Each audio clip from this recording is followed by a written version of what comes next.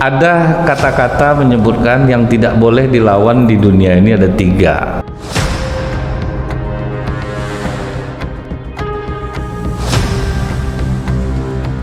Bersolawat kita kepada Rasulullah sallallahu alaihi wasallam dengan ucapan Allahumma sholli ala Muhammad wa ala alihi washabihi wasallim. Semoga dengan ringannya lisan kita ini bersolawat, kita mendapatkan syafaat di yaumil akhir kelak. Apa kata Abu Hurairah radhiyallahu an ketika kami sedang duduk bersama Rasulullah sallallahu alaihi wasallam, di tengah keseriusan kami tiba-tiba Rasulullah tersenyum sendiri. Jadi agak lebar senyum Rasulullah. Jadi selama sahabat berbicara serius, Rasulullah diam, tiba-tiba Rasulullah tersenyum. Sahabat bertanya kepada Rasulullah, apa yang membuat engkau tersenyum ya Rasulullah? Kata Rasulullah, Jibril memperlihatkan keadaan hari akhir kepadaku. Masing-masing umat dipimpin oleh para nabinya. Masing-masing umat masuk surga bersama nabinya. Dan yang membuat aku tersenyum, ada seorang nabi, tidak ada umatnya masuk surga sendirian sambil menenteng pedang. Kemudian kata Rasulullah, namanya Sam'un Al-Ghazi. Jadi ada nabi yang tidak memiliki pengikut masuk surga bawa pedang. Inilah menjadi asbabun nuzul turunnya surat Al-Qadar ini. Kemudian Nabi meneruskan, Sam'un Al-Ghazi ini Pak, dia itu berdakwah tidak pernah kenal putus asa untuk mengajak orang kepada kalimat la ilaha illallah, sehingga dia dimusuhi oleh masyarakatnya, dimusuhi oleh raja yang berkuasa. Jangankan pada masa Sam'un Al-Ghazi, sampai hari ini pun mengajak orang kepada kalimat la ilaha illallah itu berat Bu, sekalipun orang yang udah rajin sholat Pak. Kita coba contohnya, lihat Pak, hampir di rumah-rumah makan banyak kita lihat ada foto Datuk Salih Pak. Foto itu dijual 20.000 selembar Pak. Tapi itu selalu terpampang di rumah-rumah makan Padang. Jadi begitu saya tanya, kenapa kok dipampang foto ini? Katanya supaya banyak jual belinya. Itu Pak. Saya kira kalau banyak jual beli, banyaklah rumah makan yang tutup pakai foto itu Pak. Kalau makanan tidak enak, pelayanan tidak bagus, itu tidak mau juga orang beli Bu ya. Kalau kami pampang foto ini, banyak jual beli jadinya. Cobalah dinasihati Pak. Alah, ini kan kami memuliakan ulama, jadi ke situ begini ya Pak. Ada yang sakit dibawa, yang sakit gigi Bu, bawa dari dukun ke rumah pakai penokok, pakai paku. Sebelah mana sakit Bu? Bawah di tokok yang ke dinding. Iya hilang. Itu masih banyak tuh Pak. Jadi jangankan pada masa Sam'un Al-Ghazi, waktu Rasulullah habis menerima wahyu saja Bu, apa pengakuan Waraqah bin Nawfal? Alangkah bahagianya aku bisa ikut berjuang bersamamu Muhammad ketika engkau diusir oleh kaummu. Kata Ummul Mukminin Khadijah, masa ya orang sebaik Muhammad ini akan diusir oleh kaumnya? Tidak ada seorang nabi pun membawa ketauhidan yang dibawa oleh suamimu ini, pasti dia akan dimusuhi oleh umatnya. Jadi memang dimusuhi umatnya Pak. Kita tidak usah paksakan rezeki dari Allah. Ustaz jangan ngomong ya Ustaz, kalau tidak membayar sekarang tidak duduk suami saya. Itu kan Pak. Dan itu udah kita anggap halal Pak. Mungkin diantara kita ada yang anggap gitu ya, namanya udah zaman sekarang. Mungkin anak minta restu, Pak, awak bisa duduk di jabatan tuh tapi bayar aja lah nak. Memang udah macam itu zamannya, tidak ada yang nahan tuh Pak. Jadi cobalah, ada orang yang tidak boleh seperti itu Pak. Itu tidak boleh. Itu langsung kena musuhi Pak. Macam kan tahulah dia. Awak lah yang tahu lagi. Tidak masalah sebetulnya kita menyuap nih. Jadi adalah dalilnya nanti yang membolehkan itu tuh Pak. Itu tuh yang sulitnya itu. Jadi memang Tauhid ini kan untuk segala bidang nih Pak. Cuman kalau untuk di bidang sholat udah bisa orang bertauhid kepada Allah, tapi di bidang keseharian belum tentu bisa lagi Pak. Yang pedagang ya Bu ya, berapa harga barang nih? 250, nggak bisa 175, modal aja belum dapat lagi tuh, padahal udah 100% untung kadang Pak. Mau 200 lah ya, nggak bisa Bu, tambah 5.000 lagi. Nggak usah lah kalau gitu, udah jauh orang jalan. Kakak. Macam nggak belaba betul Pak. Itu kita ini Bu ya, kalau menahan lapar dan haus sudah sanggup semua. Cuman yang ngolah orang di bulan Ramadan ini banyak juga Pak. Nipu orang banyak juga. Jadi memang tauhid itu berat, bukan barang ringan, sekalipun oleh orang-orang yang rajin sholat berat. Nah cuman taunya orang kan bertauhid itu Bu, kita tidak menyembah pohon, tidak menyembah berhala.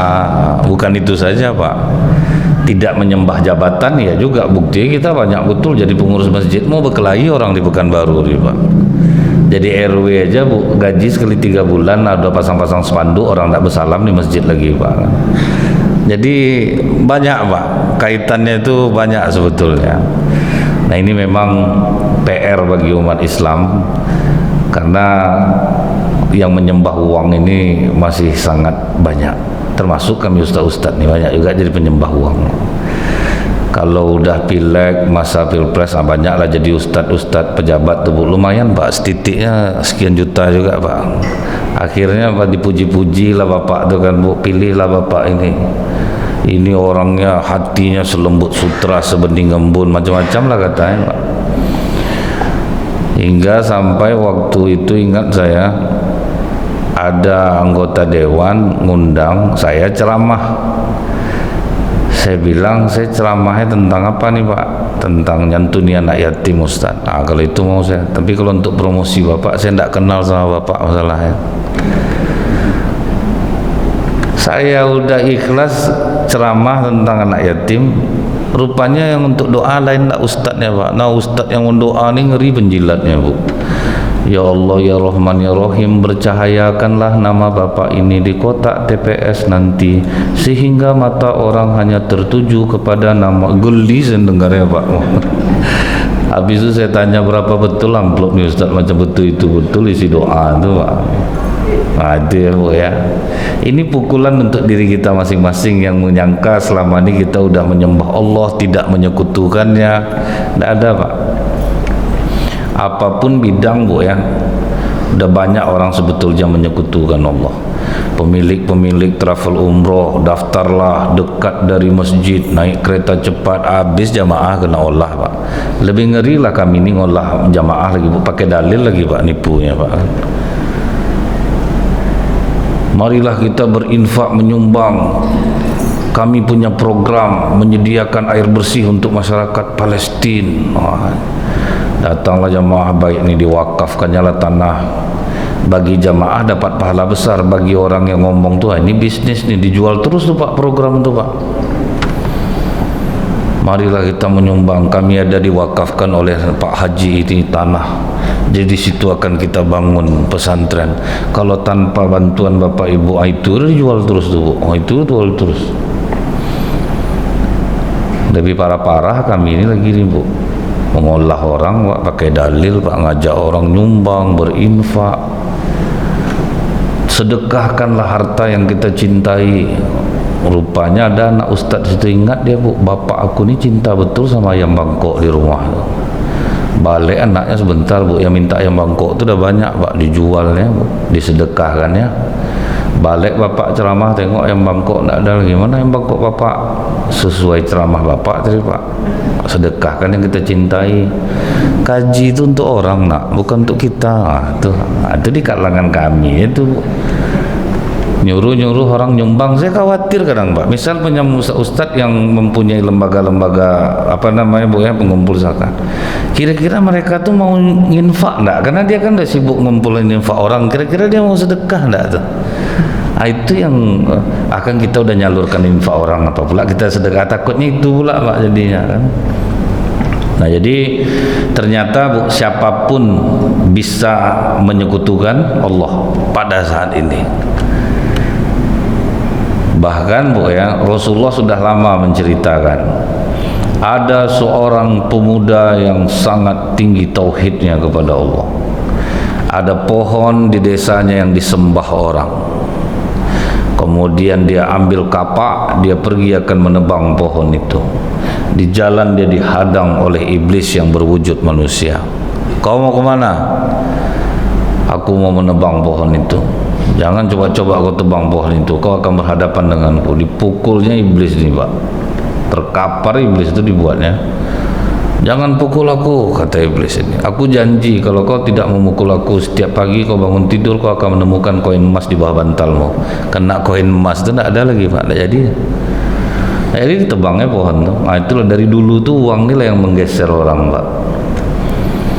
Orang-orang baik Bu tergeser gara-gara uang. Hari pertama dia bangun ada uang koin emas. Hari kedua dia bangun ada uang koin emas. Hari ketiga dia bangun tidak ada lagi koin emas. Dia ambilnya kapaknya balik pergi dia ke pohon tuh. Dia hadang oleh iblis yang sama. Mau kemana kau? Kau tidak tepat janji, aku tebang pohon itu. Kau tebang tuh aku tebas leher kau. Oh berani kau melawan aku, tidak jerah kau aku pukul kemarin. Iblis itulah mukul dia Pak. Dia lah yang terkapar. Mengapa kau begitu kuat? Waktu pertama kau akan menebang pohon ini, kau tulus karena Allah. Jangankan aku, langit dan bumi pun tidak akan mampu menghadangmu saat itu. Tapi kalau sekarang kau menebang pohon itu karena kau tidak menemukan lagi koin emas di bawah bantal. Wah itulah yang menggoyang orang tuh. Nah, jadi ini dakwah yang sangat sulit Pak, karena orang-orang yang bertahan di jalan dakwah seperti ini, hidup seperti ini susah Pak. Hidupnya pasti susah. Apalagi kalau dia di bawah sistem. Misalnya bapak anak buah orang atau itu paling payah karena kita ikut sistem. Nah, itu paling sulit untuk menerapkan. Karena kalau kita terapkan anak susah, istri susah. Kenapa narkoba sulit diberantas itu Pak? Karena Bu ya, orang misalnya jujur, tidak mau dia disuap, diancam, kau sayang tak sama istri sama anak kau? Anggotaku banyak di luar. Nah, itu tuh yang akhirnya menggoyang orang-orang jujur. Makanya Superman itu tidak ada istri, Spiderman tidak ada istri, itu lah Pak. Karena dia memberantas kejahatan. Nah, karena kalau tidak kena ancam keluarganya nanti. Nah, jadi itulah kira-kira ya Bu ya. Kenapa para ulama dulu banyak yang tidak punya istri Pak? Karena mereka tahu Imam Al-Ghazali tidak beristri sampai mati Pak. Karena hampir banyak hidupnya itu habisnya di penjara Pak. Banyak di penjara, diintimidasi penguasa, itu tuh berat untuk dijalani. Sementara Bapak Ibu, Sam'un Al-Ghazi ini dia berdakwah siang dan malam, tidak kenal putus asa, tidak punya pengikut sama sekali. Tidak didengar orang Pak. Tapi dia sama sekali tidak mundur dari dakwahnya. Kalau kita kan udahlah, sekali inilah mama nasihati kau lagi anak. Itu udah sampai ke titik akhir tuh Pak, udah putus asa tuh. Kalau kita ini menasihati Bu udah 2 kali 3 kali. Sabarnya orang Indonesia ini kan 3 kali Pak. Mana pernah lebih dari 3. Pertama Ustadz disindir-sindirnya saya waktu rapat, masih sabar saya. Kedua diulang balik itu ada agak emosi saya, untung ada Pak Ji apa nih disabarkan. Ketiga enggak ada lagi Ustaz, saya siram pakai air. Pasti ceritanya 3 kali terus Pak. Pernah enggak Bapak Ibu dengar yang ke-19 kali itu yang enggak tahan saya? Enggak ada Pak. Dia 3 kali batas orang Indonesia. Nah kita tuh gampang putus asa, tidak mau mencari cara A, B, C, apa jalannya nih. Itu tuh yang berat Bu untuk mencari solusi terhadap masalah itu. Kemudian Sam'un Al-Ghazi ini tidak didengar orang, sebabnya karena apa Pak? Karena dia miskin Bu, tidak berduit Pak. Jadi dari zaman dulu tuh Bu, kalau kita tidak berduit janganlah banyak bicara lagi, banyak diam aja lah Pak, rapat diam aja, tidak usah banyak suara, tidak didengar orang Pak. Itu dari zaman dulu lagi Bu. Dan itu fakta yang harus kita terima, Pak, di tengah masyarakat. Karena kebenaran itu dipandang dari kesuksesan hidup seseorang. Itu faktanya gitu. Jadi kalau kita miskin, jangan banyak-banyak betul suara, rapat diam-diam ya lah. Dengar percuma, tidak juga akan didengar orang. Al-Quran sendiri coba Bapak buka Al-Baqarah 246, Bu.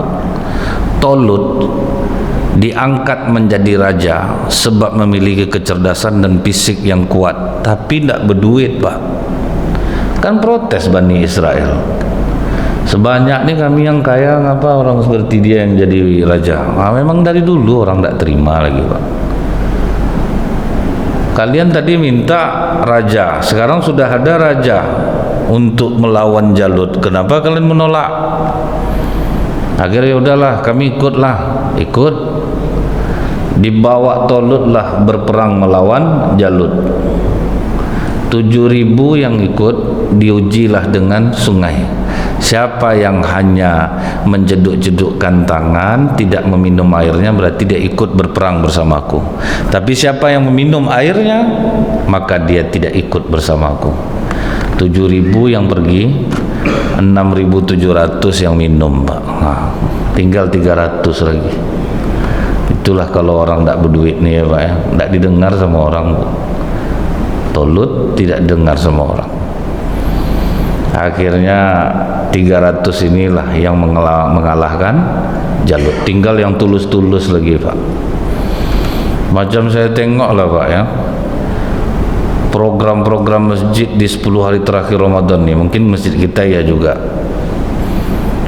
kan menyediakan makan sahur, ada yang teh jahe, ada yang pakai teh tarik. Itu kan karena ada dermawan, Bu. Jadi dermawan menyumbang, banyaklah orang datang. Sekali dicoba, Bu ya, masjid dakwah tidak menyediakan sahur, Pak, waktu itu. Betul-betul jamaah original yang itikaf lagi, Pak. Nah, jadi itu rupanya, Bu, kalau tidak berduit tuh masjid ditinggalkan orang, Pak. Masjid dakwah kan itikafnya tidak lagi menyediakan nasi. Dulu paling ramai, Pak. Nah, itulah, Bu, mengetes orang.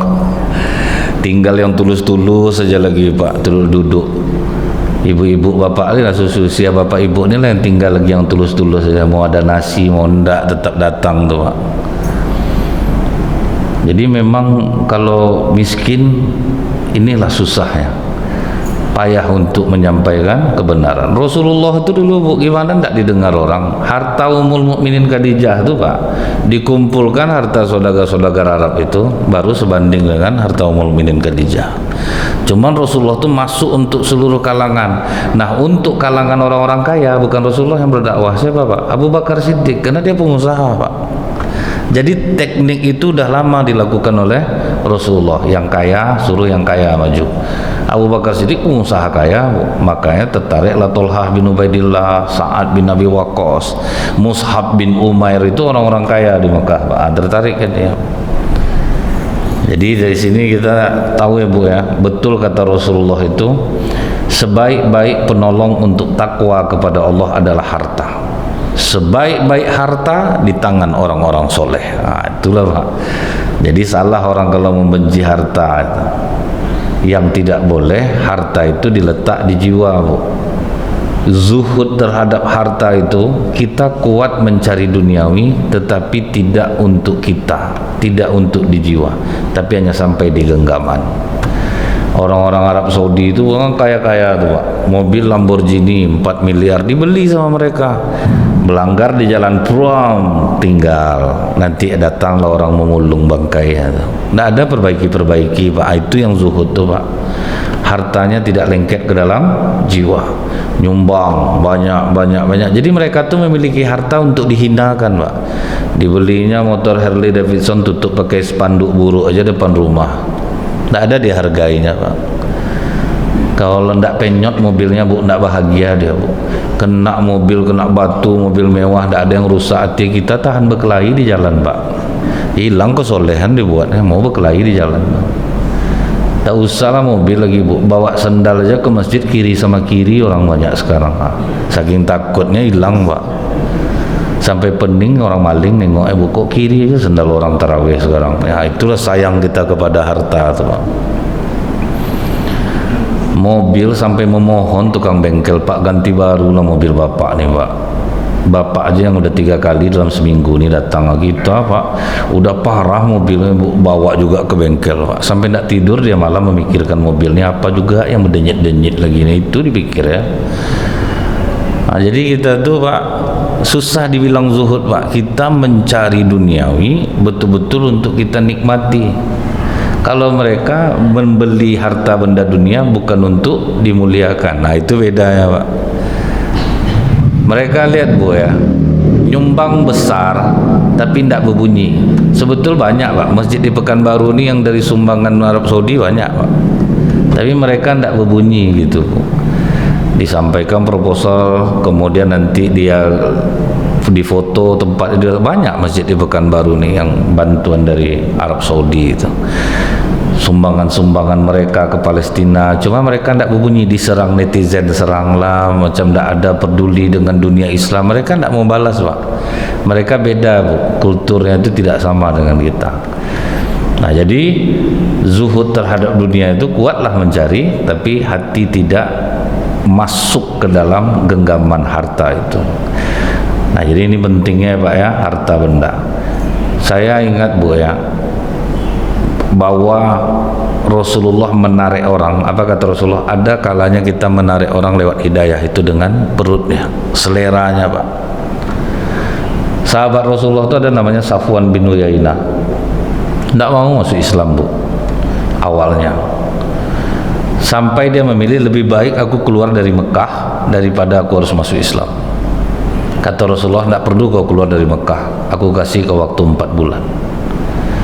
Terjadi perang Hunain, dipinjam Rasulullah lah baju besi miliknya Pak. Setelah dipinjam baju besi, meledak perang Hunain, dimenangkan oleh umat Islam, dibalikkan baju besinya.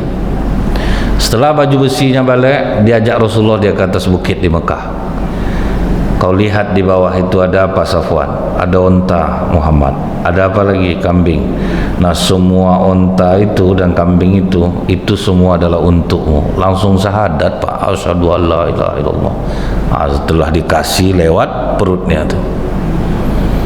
Itulah guna harta di tangan orang-orang kaya tuh, bisa menjadi asbab hidayah bagi orang lain. Ada beberapa masjid di Pekanbaru ini kan Bu ya, sekali sebulan itu ada yang buat gulai kambing, itu kan untuk narik jamaah datang ya, itu terbukti ampuh Pak. Ingat saya pernah dapat jadwal itu subuh bulan November, hujan sedang lebat-lebatnya Bu, pas bertepatan dengan masak gulai kambing Masjid Ittidal Rumah Pandau. Selebat itu hujan datang, selebat itu pula jamaah hadir Pak. Nah, itu dahsyatnya pesona gulai kambing. Malah ibu-ibunya bawa tupperware lah diam-diam tuh Bu kan, disalinnya lauk tuh Pak kan. Jadi memang itu salah satu bisa menarik orang. Masjid Darul Amal di belakang Telkom tuh paling payah ngajak jamaah untuk hadir di masjid dengar ceramah. Datang orang rumah makan Taragung, umumkan saya nanti ngasih makan habis dengar ceramah jam 5 diumumkan. Selepas kita mendengar ceramah nanti rumah makan Taragung akan menjamu kita makan di masjid. Maghrib udah penuh orang Pak, acara habis sisa banyak yang mereng-mereng pakai mukenanya Bu, nampak tak pernah pakai mukena Pak. Ada bapak tuh udah jelas pintu tuh digeser Bu, didorong-dorongnya. Ada berapa lama dia tidak ke masjid tuh Pak, dia orang sana tuh, tidak tahu dia pintu masjid tuh digeser. Itu dahsyatnya daya tarik duit bagi kebaikan itu tuh Bu. Masuklah sekarang masjid raya Pak, penuh orang itikaf. Wah itu kan ada orang-orang dermawan, nanti dikasih makan, ramai orang Pak. Hari biasa ceramah Bu, saya kamera sama Bowie yang megang kamera, itulah sebesar tuh masjid Pak, orang tidak ada Pak. Siapa aja mau ceramah Bu, kecuali UAS saja ya. Kalau UAS ya ramai Bu, siapa aja mau ceramah di masjid raya, macam di radio ceramah Pak, tidak ada orang. Mic-nya tidak bisa didengar, mic-nya tak macam sebagus ini Bu, mengaung-ngaung gitu Pak, membidik orang mendengarnya. Kalau kami penceramah tahu betul tuh Bu, mic yang tidak terdengar sama jamaah. Kalau ini mic tak perlu kita berteriak-teriak, dia kan ada Pak ya, micnya udah bagus, ustadznya dibantai teriak-teriak, kadang-kadang kan ada juga tuh Pak, sampai pening lah kepala jamaah dibuatnya, yang tuli aja bisa dengar dibuatnya Pak, dia sedang ceramah tuh. Jadi makin kita ini berharta, orang-orang berharta, makin bisa menjadi asbab hidayah bagi orang. Nah, Sam'un Al-Ghazi tidak punya uang, tidak didengar orang. Cobalah caleg lillahi ta'ala kalau dipilih orang nih Pak. Ada caleg lillahi ta'ala Pak, tidak pernah bawa duit, pokoknya dia yakin akan kebesaran Allah, tolong saya Bapak Ibu, pilih saya, itu jarang menang Pak. Nih Ibu ya, misalnya ini orang bodoh, duit banyak, maju jadi caleg. Ini orang pinter, tidak ada duit, yang menang yang mana Pak? Jelas Bapak kan tahu tuh Bu. Bayangkan sama Bapak Ibu, saya kan ada masuk wirid ibu-ibu ini 2 kali dalam 1 bulan Bu. Jadi Rabu pertama sama Rabu ketiga. Tahun kemarin pas giliran jadwal saya Pak, masuk caleg Pak, ibu-ibu, Ustadz mohon izin, kata ketua majelis taklim, ini ada ibu ini dia caleg, dia mau maju tahun depan, dia ingin menyapa ibu-ibu di sini. Oh ya enggak apa-apa Bu, silakan Bu. Makin panjang dia menyampaikan misi-misi, visi misinya, makin terbantu saya Pak. Tinggal ceramah saya 5 menit kadang lagi. Amplop segitu juga Bu, kan enggak apa-apa, biarlah. Biarlah dia panjang-panjang dia ceramah. Apalagi yang suka ngasih kata sambutan masjidnya Pak, lantak lah, kasih tanding-tanding pidato Pak orang tuh. Pernah dulu acara Forsimat namanya Bu di Bangkinang, Forum Silaturahmi Majelis Taklim Sebangkinang tuh Bu. Ibu-ibunya penuh di masjid tuh. Sebanyak-banyak ngasih kata sambutan Pak. Saya biarkan aja. Yang ke-23 saya Pak. Terbayang Bapak enggak tanding pidato orang di situ Bu. Sampai Koramil, Kapolsek ngasih semua Pak. Lurah, RT ikut semuanya ngasih sambutan. Ceramah saya tinggal 10 menit lagi Bu. Kan enak saya jadinya Pak. 10 menit Bu, lumayan Pak, besar Pak. Akhirnya penasaran orang lagi kan Bu, minta sambungan ceramah, itu diundang balik. Banyak dapatnya jadinya Pak, banyak dapatnya. Sampai ngamuk ibu-ibu itu apa sambutan. Jadi yang caleg ini Pak, pertama tidak diacuhkan oleh ibu-ibu itu Pak. Ibu-ibu, saya nama ibu ini, saya dari partai ini, insya Allah saya tahun depan akan maju. Jadi mohon dukungan ibu-ibu semua. Dan saya juga kemari ada sedikit nih kenang-kenangan buat ibu-ibu. Udah dicatat kan Bu Emma? Ada koordinatornya Bu Emma namanya Pak.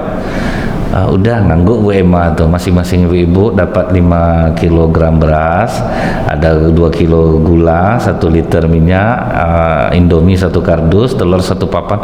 Baru mulai sumringah wajah ibu-ibu tuh. Sudikah ibu-ibu memilih saya? Iya Bu, pokok kami milih Ibu. Ajarkan kami cara mencoblosnya Bu. Ada senang lah latih caleg nih Bu. Rabu ketiga kan jadwal saya lagi Pak, masuk caleg dari partai lain lagi Pak. Berubah ibu-ibu nih Pak. Ibu-ibu udah punya seragam belum? Alhamdulillah saya ada bawa bahan, nanti diukur ya Bu ya, tukang jahitnya yang langsung ukur. Ibu udah dicatat kan Bu Rita? Ini famili Bu Rita lah lagi Pak. Selain saya ngasih seragam ibu-ibu, saya mohon maaf, ini juga ada sembako buat ibu-ibu. Dedi tolong diambil di mobil ibu. Nama sopirnya Dedi Pak. Diturunkanlah sama Dedi ini sembako. Ada 5 kg beras sama Pak, tapi lebih banyak isinya, ada ikan sarden, ada sirup, banyak Pak. Dan ini mohon maaf nih ibu-ibu, saya bukan maksud menjengkali ibu-ibu, saya juga ada sedikit rezeki, masing-masing ibu dapat 200.000. Apakah ibu akan memilih saya? Iya Bu, kami pokoknya milih ibu. Datanglah ibu-ibu yang kemarin milih, tidak boleh kita macam itu. Saya nampak sama saya di depan tuh, apa 200 nih banyak. Berkelahi dia Pak gara-gara itu. Itulah Bu ya. Dahsyat Pak, soal duit ini dahsyat. Macam kami ini kadang Bu ya. Assalamualaikum Ustadz. Waalaikumsalam. Bisa Jumat tanggal 20 Ba'da Isya di kampung kami Ustadz? Bentar Pak, saya tengok dulu. Oh bisa Pak, Alhamdulillah bisa nih Pak. Oh syukur Ustadz. Tapi minta maaf nih Ustaz, kami tidak bisa ngasih banyak Ustaz, maklum lah di kampung. Tidak apa-apa Pak, tidak apa-apa. Sejam sudah Bapak telepon, masuk telepon kedua Pak. Assalamualaikum Ustaz, Jumat tanggal 20 Pak Daisa bisa di kampung kami Ustaz. Berangkat agak sore sedikit Ustaz, lumayan jauh nih. Oh minta maaf saya Pak, udah ada lah jadwal tadi Pak. Itulah Ustaz, mendadak lah panitia nyuruh saya nelpon Ustaz nih karena saya kenal sama Ustaz. Kata panitia tuh kalau Ustaz bisa sekitar 7 juta tuh Ustaz kalau dia jam berapa tadi tuh Pak? Robah Pak, robah. Maka penyakit kami ini aneh-aneh Bu, habis dikutuk-kutuk sama jamaah Pak. Macam sekarang nih Bu, jadwal saya di Bu Hajirin Panam Pak, Jalan Paku. Saya ukur-ukur lebih dekat saya kemari gitu Pak kan. Nah, jadi yang di situ ngutuk saya sekarang nih Bu. Jadi kalau agak mengayang-ayang badan nih Pak, ada banyak dikutuk orang nih. Diperbanyak aja istighfar lagi Pak kan.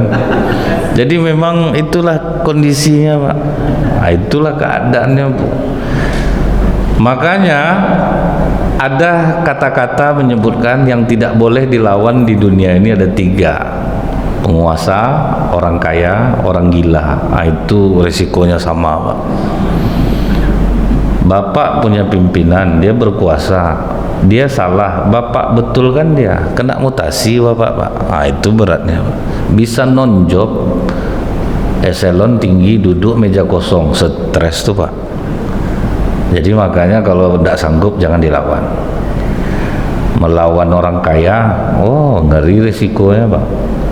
Ini pernah saya ceritakan ke Bapak Ibu, dia 80% nyumbang bangun masjid di tempat itu. Dia punya anak perempuan cantik, anak perempuannya itu jatuh cinta sama imam masjid tempat dia nyumbang tuh Pak. Bapak tuh tidak terima. Jadi jangan dikira orang-orang rajin ke masjid ini mau gak dia menantunya imam masjid Bu. Gengsi dia Pak, dia nganggap itu tidak level dia. Sampai dia bilang ke ketua masjid, berhentikan imam tuh. Kalau tidak berhenti dia, aku tidak mau nyumbang sini lagi. Ketua masjidnya hebat Bu. Jujur Pak Haji, kalau Pak Haji nak nyumbang di sini terus terang kami sedih Pak Haji. Pak Haji lah donatur terbesar di masjid kami ini. Tapi kalau untuk memberhentikan imam, mohon maaf Pak Haji, imam kita tidak salah. Jadi itu kembali ke Pak Haji. Oh jadi gitu, ngamuk dia Bu. Dibangunnya masjid dekat masjid tuh Pak. Ah tuh Pak, lawan orang kaya nih Pak ya. Dia punya tanah dekat masjid tuh. Akhirnya apa Bu? Pas saya ceramah di sana, pas sholat isya disuruh saya jadi imam. Saya baca sabihis, imam sebelah baca wasamsi. Bertukarlah ayat kami ini Pak, dekat Pak.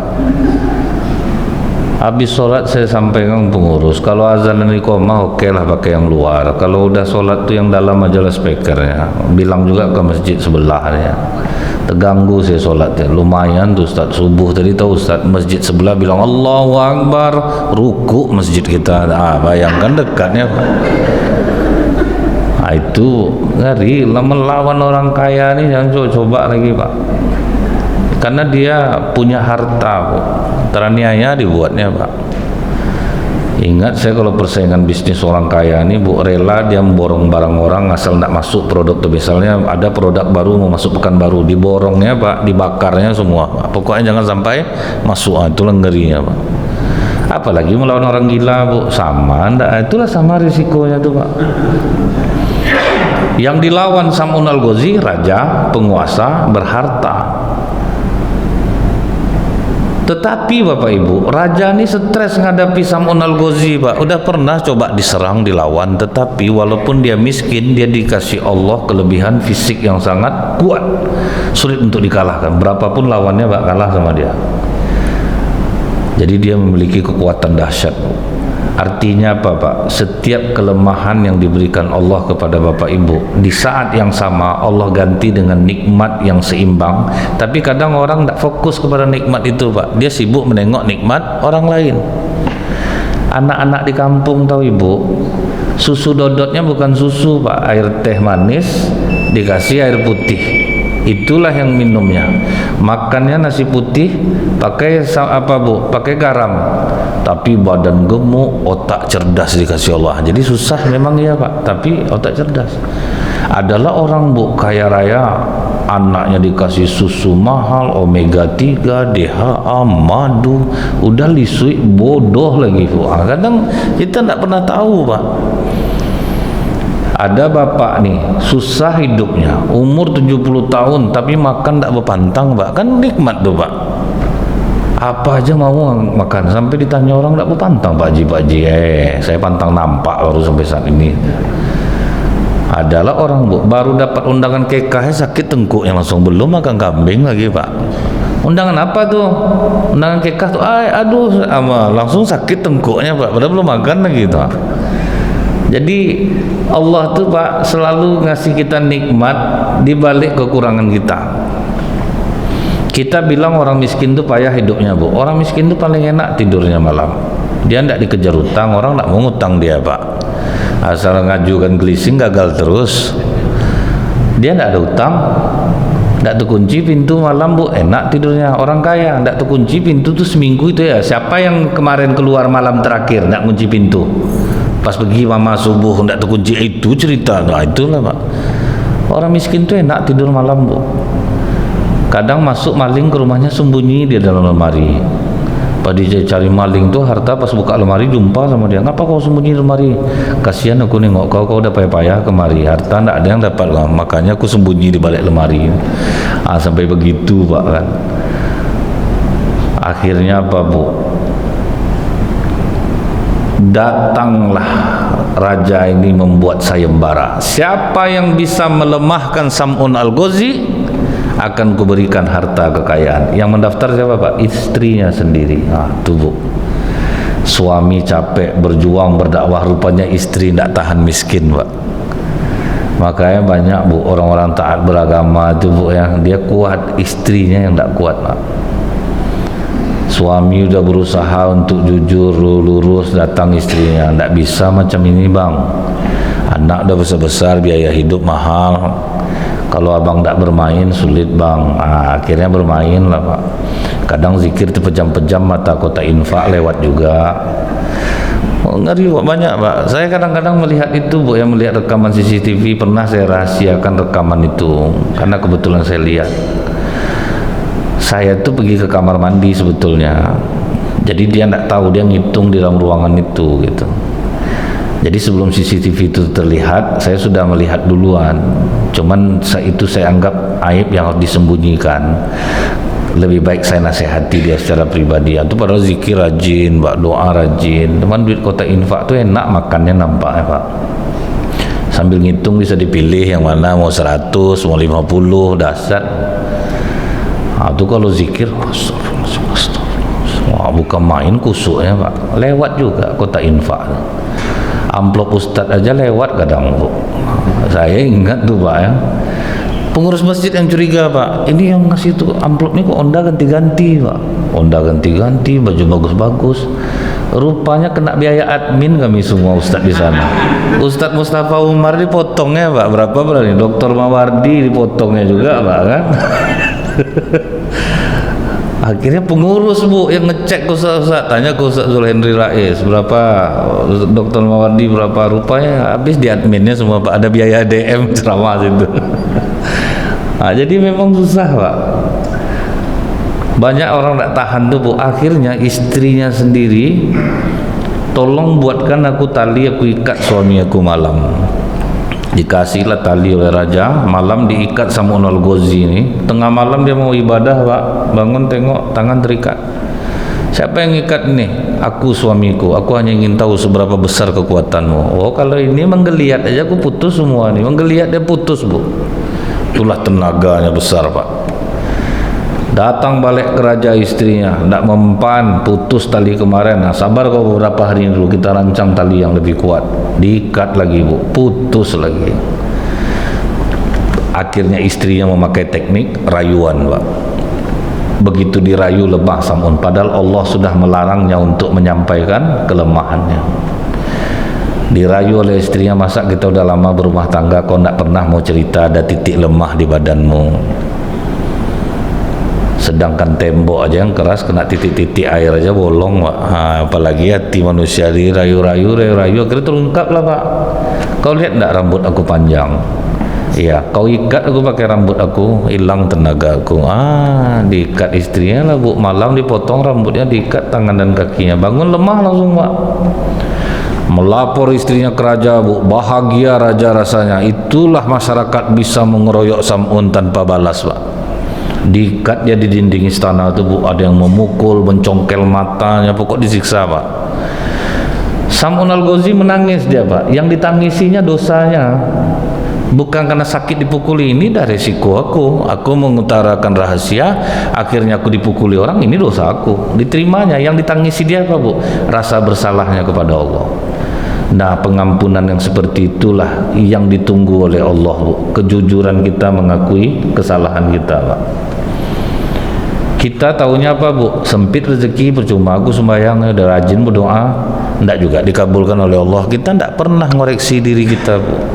Ada ibu-ibu jualannya enggak laku-laku, padahal dia rajin sholat Bu. Di mana letak salah saya Ustaz? Saya udah zikir nih tiap hari nih ya. Muka ibu yang salah Bu. Ibu jualan muka cerungut, siapa yang mau belanja? Jadi orang enggak tahu mukanya yang salah kadang Pak. Mulut kasar Bu.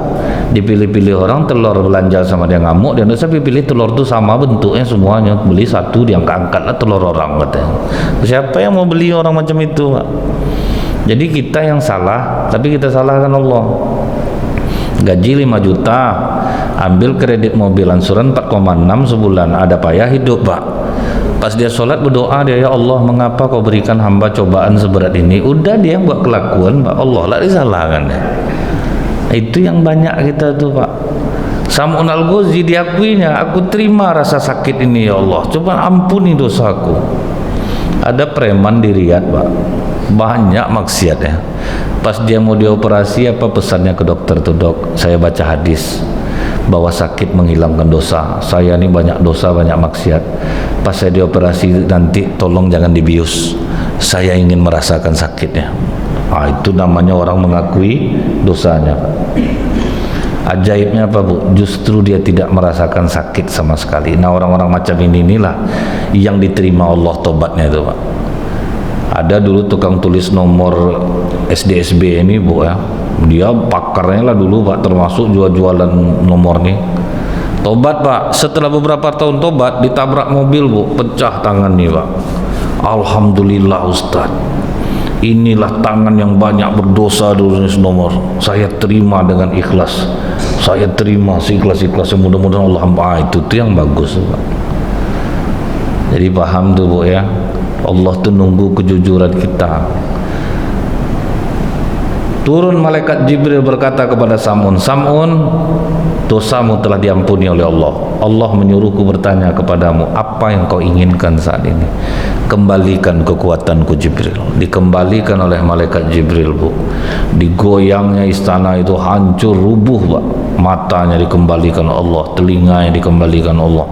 Istri mati, raja mati, masyarakat yang mengeroyok dia banyak yang terimpit, sebagian lari kocar kacir. Setelah dia terlepas itu berjanji lah dia, aku bersumpah ya Allah akan menebus kesalahanku, aku akan beribadah selama 1000 bulan, puasa di siang hari, beribadah di malam hari, berjihad di jalanmu, tidak akan stop selama 1000 bulan. 83 tahun 4 bulan jatuhnya itu. Mendengar cerita ini apa kata para sahabat? Enak betul Sam'un Al-Ghazi Rasulullah, umur panjang, bisa beribadah selama itu. Sementara kami umatmu umur pendek-pendek, tidak akan mungkin kami bisa non-stop macam Sam'un Al-Ghazi, puasa siang malam, ibadah, jihad fisabilillah. Di saat kesedihan sahabat itulah turun surat Al-Qadar itu.